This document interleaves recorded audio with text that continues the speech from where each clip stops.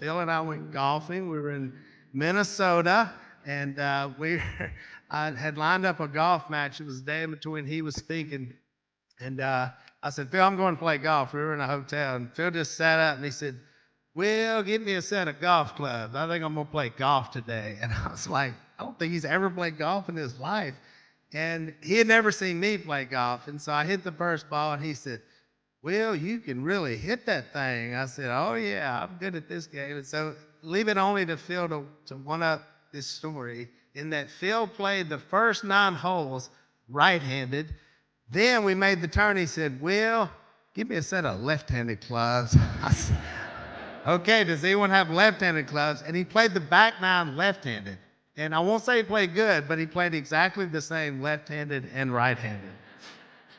And I'll say there are some doctors here. I will say this. There's not a doctor in this town who could give such an exhaustive, quick list of the venereal diseases as Phil could give at any moment in time, which was a real guessing.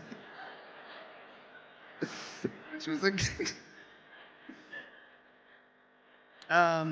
things we will never know. This is things we will never know.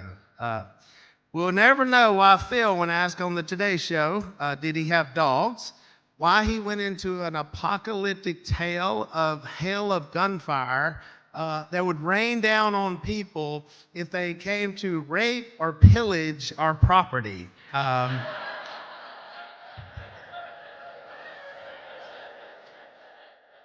The question was, do you have dogs? And he said that.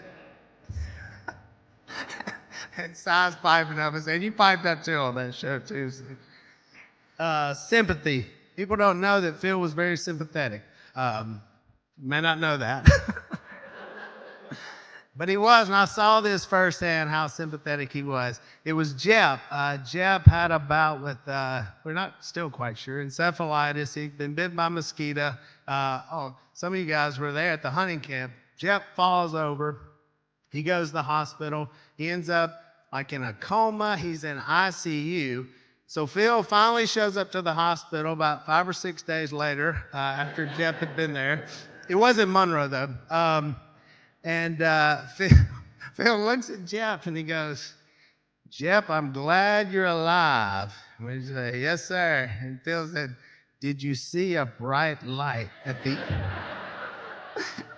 end of the tunnel? And Jeff said, no, I really didn't. Phil went, that's a bad sign.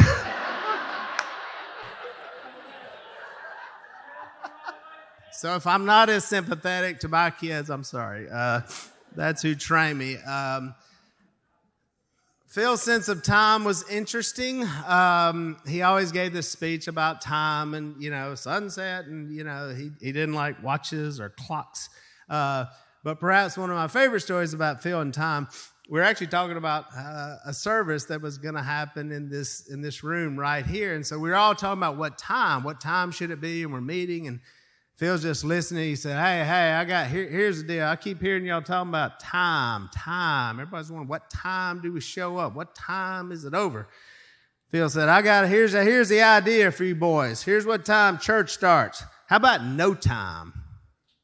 And I went, what do you mean, like, what is no time? He went, no time. I said, what time would we get there? He goes, whenever you show up.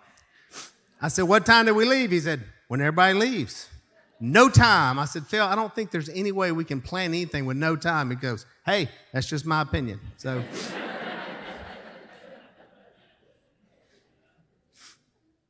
the video we watched about him talking about the business it's weird because we tell that exact same story about how Phil started this business, and that has carried on.